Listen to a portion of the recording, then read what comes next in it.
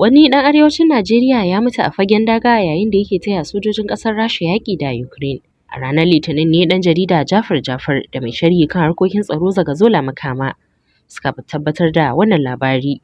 Makama ya bayyana lamarin a matsayin abin takaici, inda ya ce mutumin ya bar iyalansa a arewacin Najeriya ya tafi ya shiga rundunar sojin Rasha domin yaƙi da Ukraine.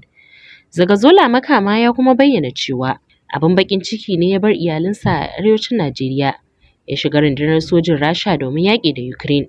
An kashe shi a fagen daga.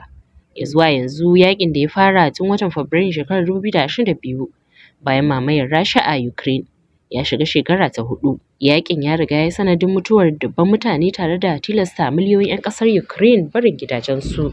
Rasha na fama da ƙarancin ma'aikata a fagen yaƙi, lamarin da ya sa ta dogara da ɗaukar ma'aikata daga ƙasashen waje masu zaman kansu da kuma ƙungiyoyin mayaƙa domin ci gaba da yaƙin. Wani labari ya sake jaddada yadda rikicin Ukraine da Rasha ke ci gaba da shafar rayukan mutane daga sassa daban-daban na duniya.